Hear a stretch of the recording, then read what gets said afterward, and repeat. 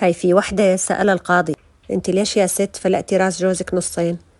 فقالت له: يا سيدي القاضي، كنت أجمل طالبة بكلية الطب وهو المعيد عنا، حبني وطيرني فوق السحاب بوعوده، وقال لي رح أخليكي تعملي أبحاثك وتحققي ذاتك، وكمان رح أساعدك في الصغيرة والكبيرة. قلت لحالي: أحمدك يا رب، يا من أنت كريم يا رب. بعد الزواج ما حسيت بروحي غير وأنا في إيدي أحمد ومحمود وإبراهيم وفاطمة وبرضع بسلوى، ونسيت أبحاثي وكل أحلامي، وكل ما أطلب منه شيء اللي راسي مصدع وماني طايق اسمع صوتك ولا صوت الأولاد.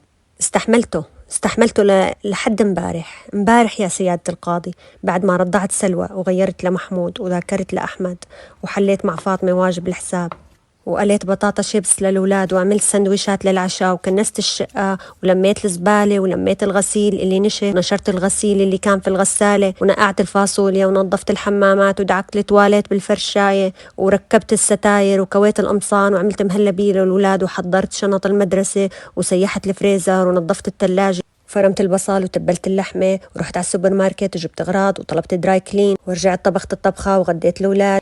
هون نادى علي المرحوم يا سيد القاضي، كان متسطح على الكنباية وبيهرش براسه ويطقطق بأصابعه، وقال لي بصوته اللي اختفى من الوجود: ممكن أعرف شو كنتي عم تعملي طول هالنهار؟